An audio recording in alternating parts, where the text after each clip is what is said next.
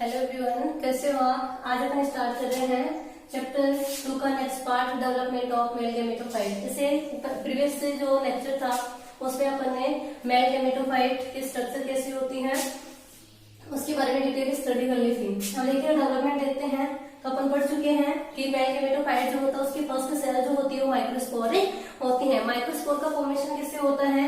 Microspore mother cell से।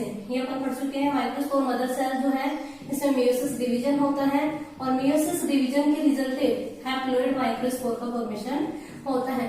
ये microspore जो है मेल गेमेटोफाइट की फर्स्ट सेल होती है। अब इस माइक्रोस्पोर से आगे जैसे कि पोलन ग्रेन का फॉर्मेशन होता है तो वो कैसे होगा, मेल गेमेटोफाइट कैसे बनेगा, ये अपन डिटेल में देखेंगे। तो देखिएगा सबसे पहले हैप्लोइड माइक्रोस्पोर है।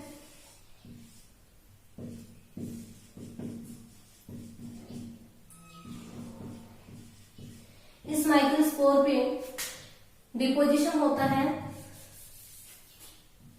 यूबिश बॉडी का, डिपोजिशन ऑफ यूबिस बॉडी।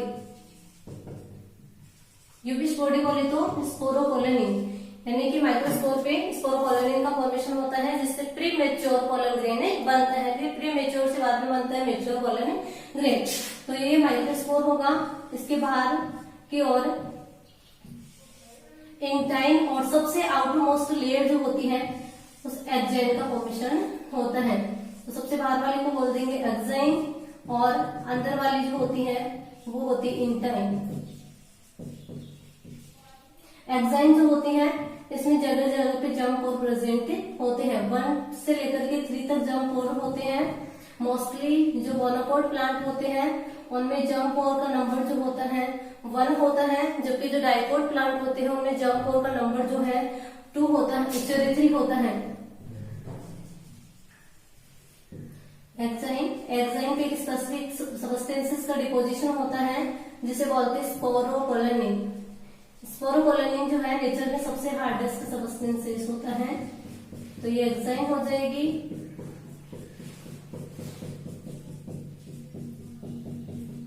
और एक्साइन में 1 से लेकर के 3 तक जर्म पोर प्रेजेंट होते हैं। ये जर्म पोर जो है इनसे आगे जाकर के पोलन ट्यूबराइज होती है। आगे यहाँ पे हैप्लोइड न्यूक्लियस है इसके इनसाइड। धीरे धीरे यहाँ पे वैक्यूल का फॉर्मेशन होता है। ये न्यूक्लियस जो होगा पेरिफेरी की ओर चला जाएगा और बीच में वैक्यूल बनेगी।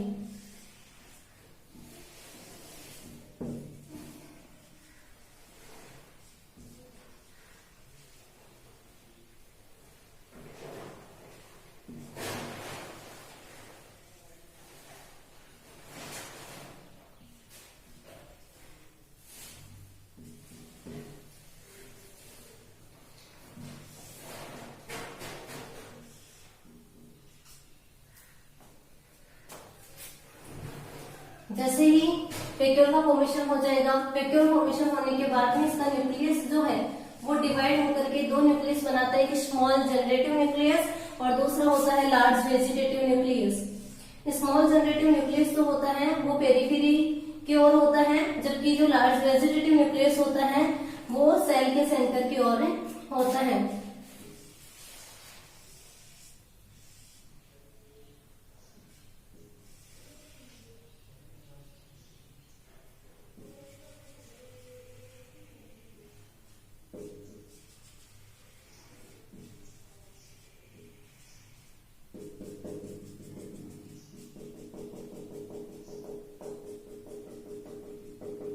डिवीजन कौन सा होता है यहाँ पे? माइटोसिस।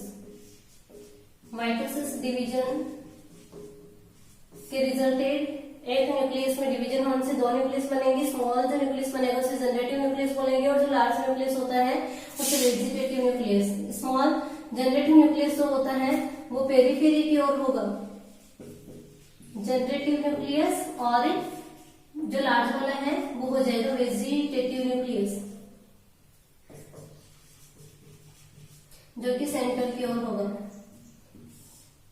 अब यहाँ पे साइटोप्लाज्म का डिवीजन होगा, यानी कि साइटोकाइनेसिस होगा और साइटोकाइनेसिस होने से इनके ऊपर वॉल फॉर्मेशन होता है। साइटोकाइनेसिस यानी कि साइटोप्लाज्म का डिवीजन होगा। जैसे साइटोप्लाज्म का डिवीजन होगा तो इनके चारों ओर वॉल बन जाएगी, यानी कि यहाँ पे जनरेटिव सेल और वेजिटेटिव सेल का फॉर्मेशन हो जाएगा। पेरिफेरी की ओर बनेगी आपकी जनरेटिव सेल और सेंटर की ओर जो बनती है वो हो जाएगी वेजिटेटिव सेल। बाहर की ओर वही एक्साइन और इंटाइन बनानी है।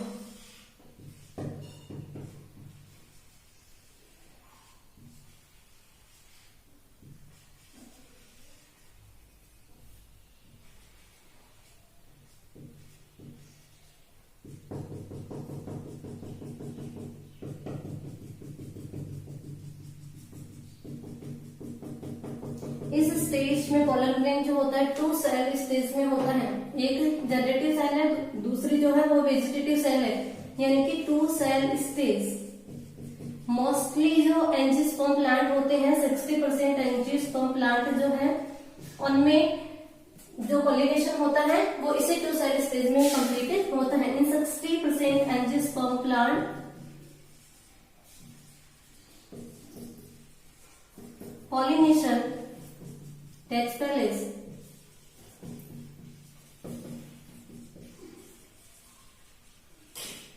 यानी कि 2 सेल स्टेज में ही क्या होता है, पॉलिनेशन होता है। इतनी जो फेज है इनको बोला जाता है डेवलपमेंट। लिखिए, नोट कर दीजिए, डेवलपमेंट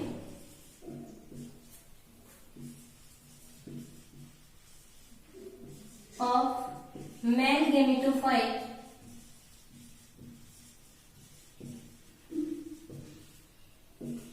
बिफोर पॉलिनेशन, यानी कि अभी तक पॉलिनेशन नहीं हुआ है। पॉलिनेशन से जो पहले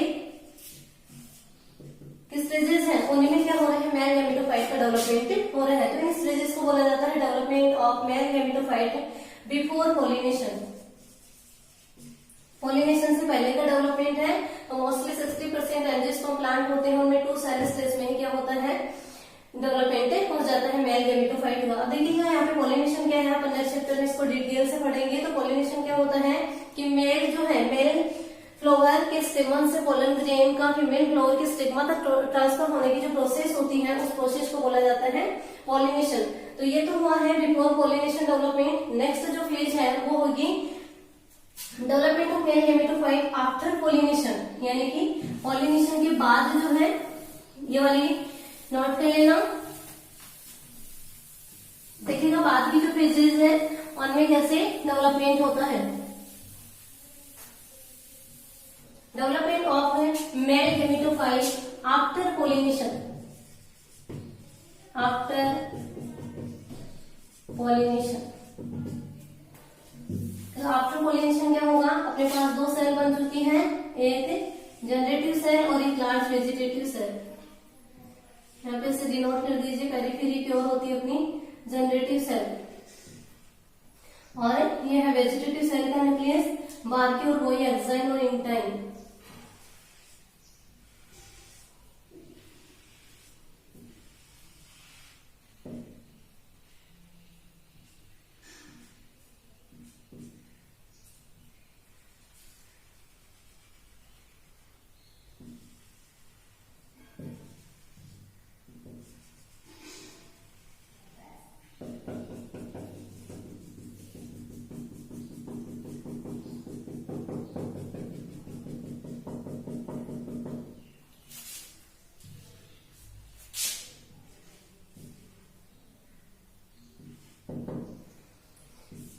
इसको बोलेंगे जनरेटिव सेल और दूसरी होती है ये वेजिटेटिव सेल हो जाएगी।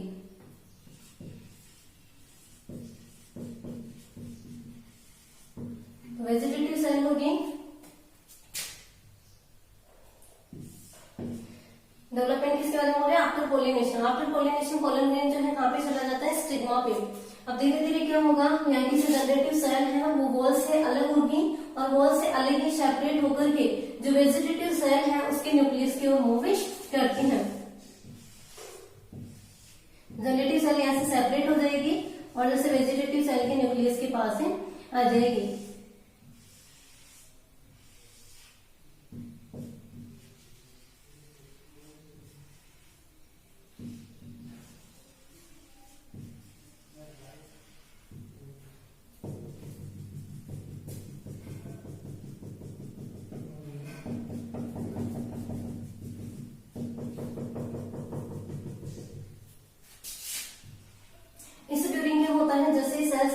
के न्यूक्लियस की ओर आती हैं तो ये सेल जो है फ्रीली फ्लोएट करेगी, साथ इसकी शेप जो है वो चेंज होती रहेगी। सेल जो होती है वो स्पिंडल शेप्ड हो जाती है, स्पिंडल शेप। इसके बाद में यहाँ की पोलन ग्रेन की जो इंटाइन होती है, ये इंटाइन स्टिग्मा से मॉइस्चर और न्यूट्रिशन को ऑब्जर्व करके फूल जाएगी या सवॉल्व हो जाएगी और फूलने से क्या होता है, पोलन ट्यूब के रूप में ग्रो करती है। तो यहाँ पे पोलन ट्यूब का फॉर्मेशन हो जाएगा।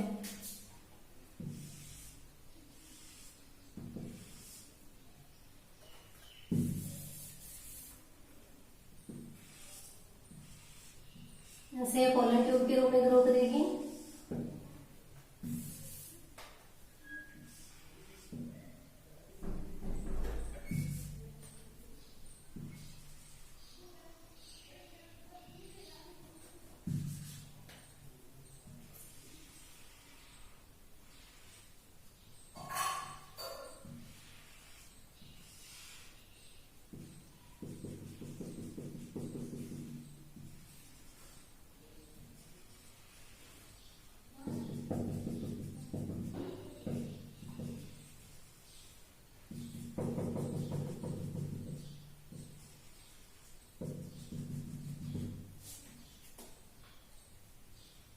वेजिटेटिव सेल का न्यूक्लियस भी जो है मूव करेगा और ये न्यूक्लियस जो है वो इंटर कर जाता है पोलन ट्यूब में। पोलन ट्यूब में जैसे न्यूक्लियस इंटर कर जाएगा तो अब इस न्यूक्लियस को बोला जाता है ट्यूब न्यूक्लियाई। और यहाँ पे होती है ये सेल भी क्या करती है, जनरेटिव सेल भी मूव करती है। तो जनरेटिव सेल भी जो है पोलन ट्यूब के पास आ जाती है, ये हो जाएगी जनरेटिव सेल। ये जो है जनरेटिव सेल में माइटोसिस डिवीजन होगा और माइटोसिस डिवीजन होने से यहाँ पे 2 मेल गैमेट का फॉर्मेशन होता है।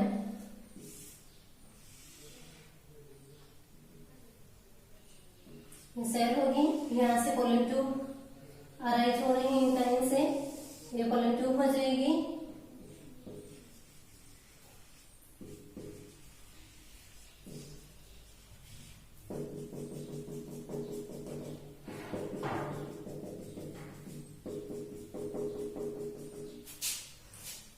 जनरेटिव सेल जो है यहाँ पे माइटोसिस डिवीजन होने से 2 मेल गैमेट का फॉर्मेशन करेगी। दोनों मेल गैमेट यहाँ पे आ जाएंगे, यहाँ पे होगा ट्यूब न्यूक्लियाई, ये हो जाएंगे मेल गैमेट।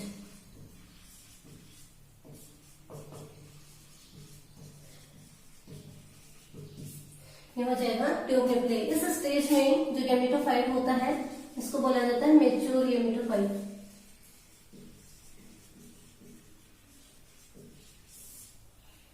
यहाँ पे जो मेल गैमेट बनते हैं, ये मेल गैमेट जो होते हैं यूनिसेलुलर होते हैं, यूनिन्यूक्लिएटेड होते हैं, अनडिविजिबल होते हैं, यानी कि डिवीजन नहीं होता है। तो मेल गैमेट जो है कैसे होंगे, यूनिसेलुलर होंगे, यूनिन्यूक्लिएट होंगे और अनडिविजिबल होते हैं। साथ ही कैसे होते हैं, इमोर्टाइल, यानी कि मूव नहीं करते हैं। तो इस स्टेज में जो है कैसे होते हैं, इमोर्टाइल होते हैं। तो ये हो जाएगा अपना डेवलपमेंट ऑफ मेल गैमेटोफाइट।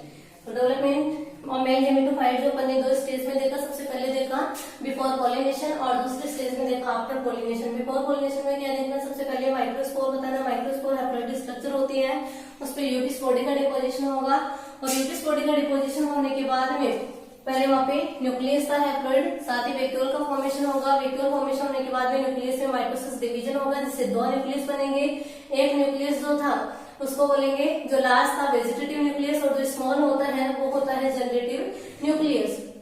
उसके बाद में साइटोप्लाज्म का डिवीजन होगा, जिससे 2 सेल बनेगी, स्मॉल जनरेटिव सेल और लार्ज वेजिटेटिव सेल। मोस्टली जो 60% एंजियोस्पर्म प्लांट होते हैं उनमें जो पॉलिनेशन होता है वो 2 सेल स्टेज में होता है। तो वो स्टेज हो जाएगी अपनी बिफोर पॉलिनेशन। आफ्टर पॉलिनेशन की स्टेज ये है, यानी कि आपके जनरेटिव सेल वेजिटेटिव सेल बन गई। इस पेज में क्या होता है, जनरेटिव सेल जो होती है वॉल से सेपरेट होने लग जाएगी और फ्रीली फ्लोएट करती हैं। साथ ही वेजिटेटिव जो सेल है उसके न्यूक्लियस की ओर मूव करती हैं। यहाँ पे वेजिटेटिव सेल जो है स्पिंडल शेप्ड हो जाएगी। उसके बाद में पॉलिनेशन की ड्यूरिंग जो है पोलन ग्रेन जो है वहां पे आ चुके हैं स्टिग्मा पर।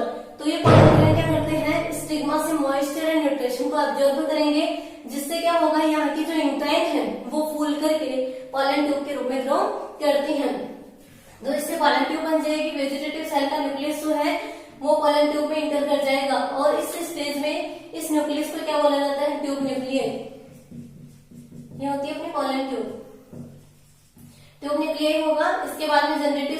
क्या होगी, पॉलन ट्यूब के नियर आ जाएगी। इसके बाद में जनरेटिव सेल में माइटोसिस डिवीजन होगा और माइटोसिस डिवीजन होने से यहाँ पे 2 मेल गैमेट का फॉर्मेशन होता है। ये दोनों मेल गैमेट्स जो होते हैं हैप्लॉइड, यूनिसेलुलर, इनडिविजिबल, इमोर्टाइल स्ट्रक्चर होती है और यहाँ पे ये ट्यूब न्यूक्लियर जाएगी। इस स्टेज में यहाँ पे 2 मेल गैमेट बन चुके हैं। इस फेज को बोला जाता है मैच्योर मेल गैमेटोफाइट।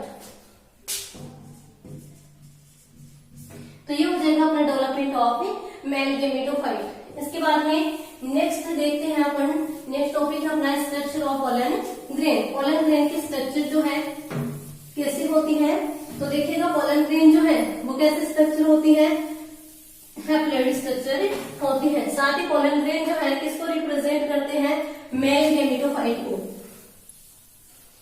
ठीक है। साथ ही पोलन ग्रेन जो है इसमें 2 वॉल होती है, एक आउटर मोस्ट वॉल जो होती है वो एक्साइन होती है और दूसरी इनर मोस्ट जो वॉल होती है वो इंटाइन होती है।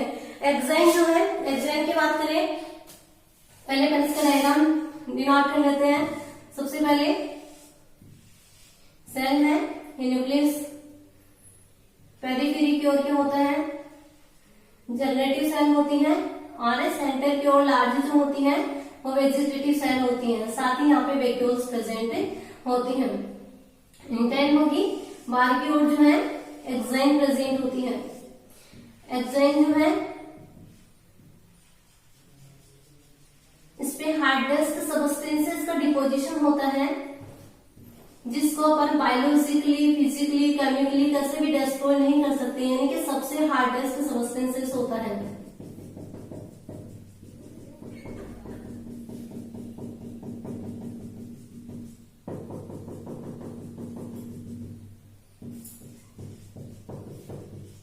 एक्साइन हो जाएगी, ये हो जाएगी इंटाइन, ये हो जाएगी जनरेटिव सेल और ये हो जाएगी अपनी vegetative cell.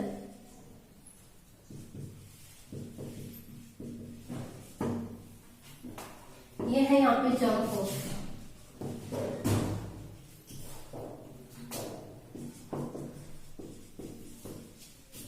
Structure of pollen grain.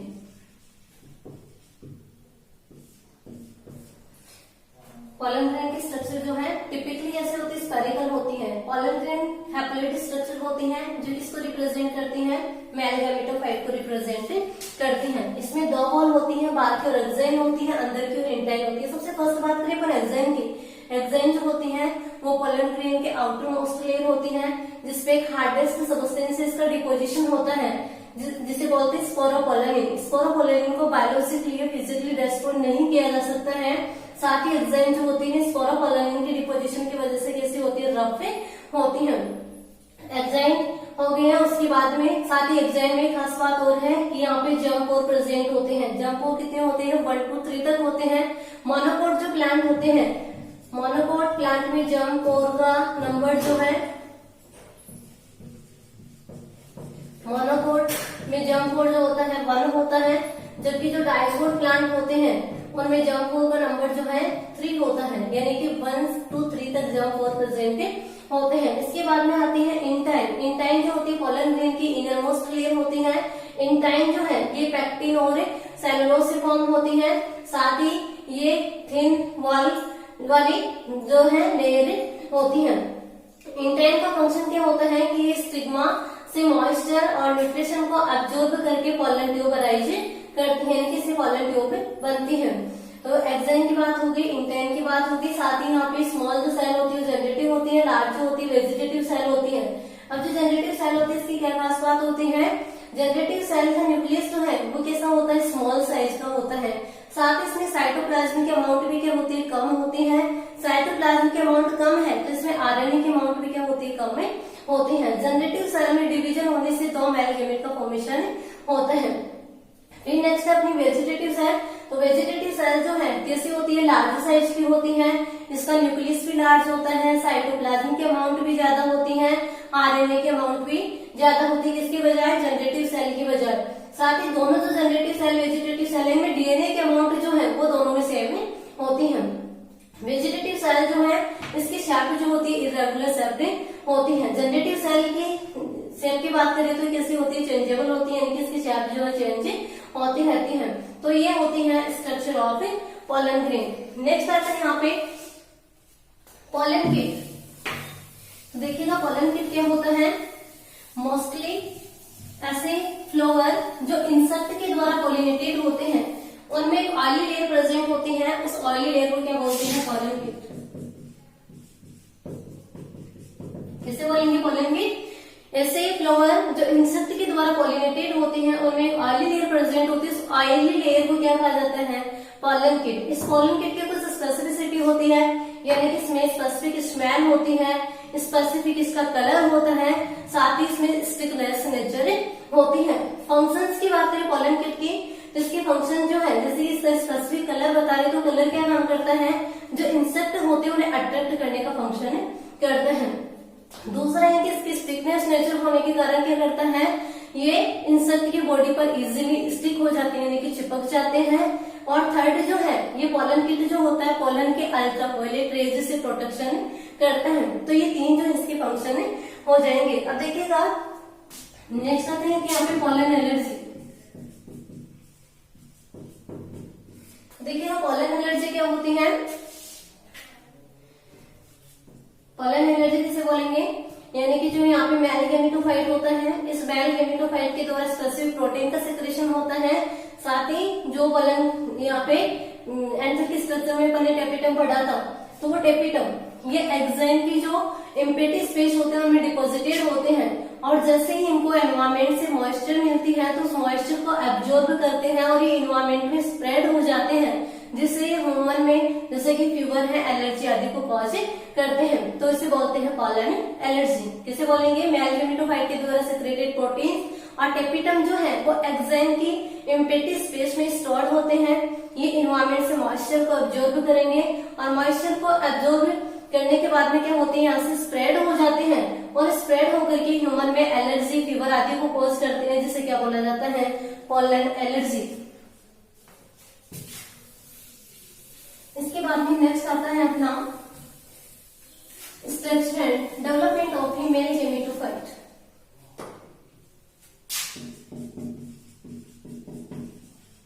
Structure and development of female gametophyte.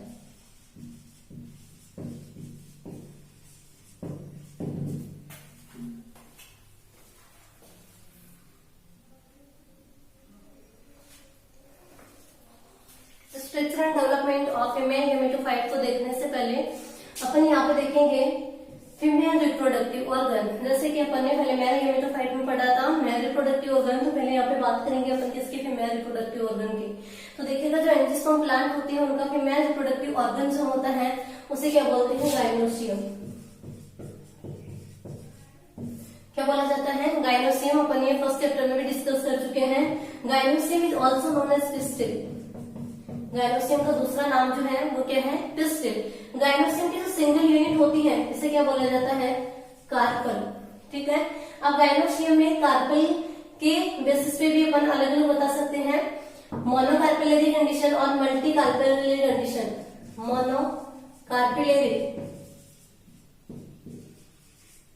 और multi carpellary. Monocarpellary, mono means one या सिंगल, यानी कि ऐसे गाइनोसियम जिसमें क्या होती है, एक ही कार्पल होती है, वो कैसी होती है, मोनोकार्पेलरी। और ऐसे गाइनोसियम जिसमें क्या होती है, more than one carpel present होती है, उसे क्या बोलते हैं, मल्टी कार्पेलरी। अब मल्टी कार्पेलरी जो कंडीशन है इसमें भी दो कंडीशन अपन बता सकते हैं, एक होता है सिनकार्पस और दूसरा होता है एपोकार्पस। फर्स्ट देखिएगा सिनकार्पस। सिन का मतलब होता है फ्यूज होना, यानी कि यदि गाइनोसियम में मोर देन वन कार्पल है, यदि फ्यूज्ड कंडीशन में होती है तो इस कंडीशन में बोला जाता है सिनकार्पस। और यदि ये मोर देन वन कार्पल जो है यदि सेपरेटेड फॉर्म में होती है, एक दूसरे से जुड़ी हुई नहीं होती है, तो इस कंडीशन में बोला जाता है एपोकार्पस कंडीशन। गाइनोसियम की स्ट्रक्चर, गाइनोसियम की सिंगल यूनिट क्या है, कार्पल। कार्पल की स्ट्रक्चर अपन देखें इस टाइप से कार्पल की स्ट्रक्चर होती है।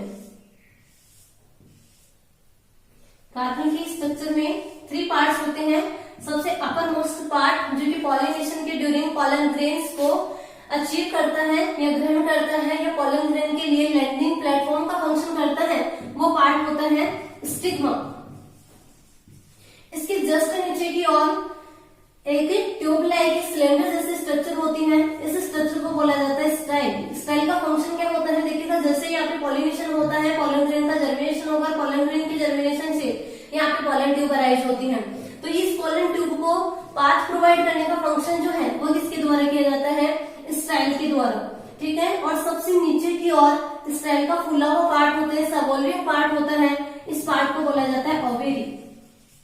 इस ओवेरी के अंदर क्या होते हैं, कैविटी प्रेजेंट होती है, इस कैविटी को लोक्यूल या फिर ओवेरियन कैविटी बोलते हैं, ओवेरियन कैविटी। इस लोक्यूल या ओवेरियन कैविटी के इनसाइड क्या होते हैं, अनेक ओव्यूल्स प्रेजेंट होते हैं। तो अंदर क्या होगी, ओव्यूल्स। ओव्यूल क्या होते हैं, मेनी स्फेरिकल स्ट्रक्चर होती हैं जो कि ओवेरी के अंदर प्रेजेंट होती हैं। तो ये स्ट्रक्चर हो जाएगी अपनी structure of female reproductive organ gynoecium, और गाइनोसियम में सिंगल यूनिट क्या है, गाइनोसियम की कार्पल। तो ये हो जाएगी स्ट्रक्चर ऑफ कार्पल। उसके पार्ट होंगे stigma, style and ovary. Stigma क्या होता है, सबसे अपर स्टाइल का टिप वाला पार्ट जो कि पॉलन ग्रेन के लिए लैंडिंग प्लेटफॉर्म का काम करता है, यानी कि पॉलिनेशन के ड्यूरिंग यहाँ पे पॉलन ग्रेन गिरते हैं तो ये स्टिग्मा हो जाएगा। जैसे पॉलन ग्रेन का मैच्योरेशन होगा, यहाँ पे पॉलन ट्यूब बनेगी, तो पॉलन ट्यूब को पाथ प्रोवाइड कौन करते हैं, स्टाइल। कैसी होती है, सिलेंडर लाइक स्ट्रक्चर होती है। और स्टाइल का नीचे वाला पार्ट जो है फुला हुआ सबवोल्यूम पार्ट होता है, जिसे ओवेरी बोला जाता है। ओवेरी के अंदर लोक्यूल या ओवेरियन कैविटी होती है और इसके इनसाइड क्या होते हैं, ओव्यूल्स प्रेजेंट होते हैं। ओव्यूल क्या होती है, स्मॉल स्फेरिकल स्ट्रक्चर होती है। तो ये होगी स्ट्रक्चर ऑफ कार्पल। नेक्स्ट देखते हैं स्ट्रक्चर ऑफ ओव्यूल।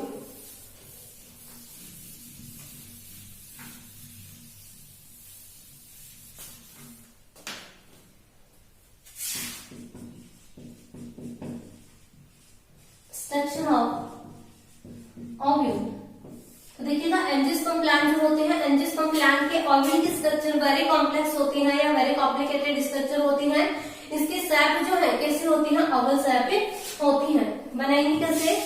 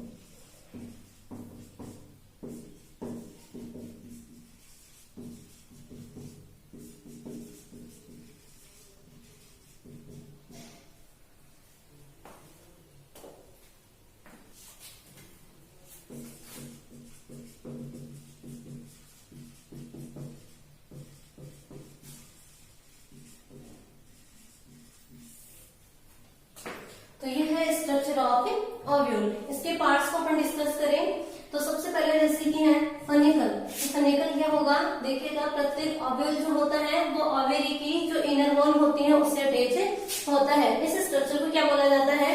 फनिकल। एक और आता है यहाँ पे प्लेसेंटा। तो देखिएगा प्लेसेंटा किसे बोलेंगे? फनिकल। जिस स्थान के द्वारा ओवरी के इनर वॉल से जुड़ा होता है उस स्थान को क्या बोला जाता है? प्लेसेंटा। फिर आता है हाइलम, फनिकल, और जो यहाँ पे माइक्रोपाइल वाला एंड है इसका जो जंक्शन होता है उस जंक्शन को क्या बोलते हैं? हाइलम। इसके बाद में आता है रेफे। रेफे क्या होती है? कई बार फनिकल जो यहाँ तक होता है वो कई बार जो अपर पार्ट तक प्रेजेंट होता है। तो फनिकल की जो आउटग्रोथ होती है उस आउटग्रोथ को क्या कहते हैं? रेफे। साथ में यहाँ पे क्या होता है? वेस्कुलर स्ट्रेन, वेस्कुलर स्ट्रेन, ठीक है। इसके बाद में आता है देखिएगा न्यूशेलस। तो न्यूशेलस क्या होता है? ओव्यूल का जो मेजर पार्ट होता है वो पेरेन्काइमेटस सेल से बना होता है। पेरेन्काइमेटस सेल से बने इस पार्ट को क्या कहते हैं? न्यूशेलस। न्यूशेलस के इनसाइड एम्ब्रियो शेप होता है। इस एम्ब्रियो शेप में तीन जो होती हैं अपर पार्ट के यानी कि चैलेंजर वाले एंड की और एंटीपोडल सेल्स होती है, और माइक्रोपाइलर वाले एंड की और एग अपरेटस प्रेजेंट होता है। साथ ही चैलेंजर वाला पार्ट जो है इससे इंटेगुमेंट अराइज होते हैं। इंटेगुमेंट की ओरिजिन जो है कौन से पार्ट के द्वारा होती है? चैलेंजर के द्वारा। ये इंटेगुमेंट जो होते हैं ओव्यूल को कवर करके रहते हैं। इंटेगुमेंट जो है कितने प्रेजेंट है प्लांट में इसके बेसिस पे अलग अलग क्लासिफिकेशन है इसका। जैसे कि यूनिटेगमेंट यानी कि इस कंडीशन में क्या होता है? एक ही इंटेगुमेंट होता है ओव्यूल में। बाइटेगमिक यानी कि इसमें दो इंटेगुमेंट होते हैं। एटेगमिक यानी कि इंटेगुमेंट जो है वो यहाँ पे एब्सेंट होता है। इसके बाद में माइक्रोपाइल। माइक्रोपाइल को कैसे डिफाइन करेंगे? ओव्यूल के अपेक्स वाले पार्ट की ओर क्या होता है? इंटेगुमेंट की कवरिंग नहीं होती है, यानी कि यहाँ पे इंटेगुमेंट क्या होते हैं? एब्सेंट होते हैं, इसलिए इस स्थान को क्या बोला गया है? माइक्रोपाइल। और इसका जो अपोजिट वाला पार्ट है उसे जो कि बेसल पार्ट होता है इस पार्ट को बोला गया है चैलेंजर। तो इस स्ट्रक्चर होती है ओव्यूल की। आगे समझ में सबसे पहले क्या होता है कि एंजियोस्पर्म प्लांट का जो ओव्यूल है ओवल सर्कल का होता है। इसमें डिफरेंट पार्ट होते हैं। सबसे पहले मैंने डिस्कस किया फनिकल को। तो फनिकल क्या होगा कि वह स्ट्रक्चर जिसके द्वारा ओव्यूल ओवरी की इनर वॉल से जुड़ा होता है वो होता है फनिकल। फनिकल के आउटग्रोथ को क्या कहते हैं? रेफे। इसके बाद में आता है हाइलम यानी कि फनिकल और माइक्रोपाइल या ओव्यूल का जो जंक्शन होता है हाइलम। हाइलम के बाद में जो ओव्यूल है इसका मेजर पार्ट जो होता है जो कि पेरेन्काइमेटस सेल से बना होता है उसे बोला जाता है न्यूशेलस। न्यूशेलस की चारों किसकी कवरिंग होती है? इंटेगुमेंट की। इंटेगुमेंट जो है वो नंबर में यदि 1 है तो इसे यूनिटेगमेंट बोलेंगे, 2 है तो बाइटेगमेंट होगा, और यदि इंटेगुमेंट एब्सेंट है तो इस कंडीशन को बोला जाता है एटेगमेंट कंडीशन। इसके बाद में माइक्रोपाइल है। तो देखिएगा इंटेगुमेंट जो ओव्यूल को कवर करके रखते हैं, लेकिन ओव्यूल का जो अपेक्स वाला पार्ट होता है यहाँ पे इंटेगुमेंट एब्सेंट होते हैं, इसे बोला जाता है माइक्रोपाइल। और जो बेसल पार्ट होता है इसका उस बेसल पार्ट को क्या कहते हैं? चैलेंजर। तो ये इसकी स्ट्रक्चर है टिपिकल ओव्यूल की। जैसा ओव्यूल जो है इसमें प्रेजेंट होता है एंजियोस्पर्म प्लांट में, और इस ओव्यूल को जैसा ओव्यूल बोलते हैं एनाट्रोपस ओव्यूल। आगे अपन डिटेल में स्टडी करेंगे एनाट्रोपस ओव्यूल की। तो ये अपना इतना कंप्लीट होता है। Thank you.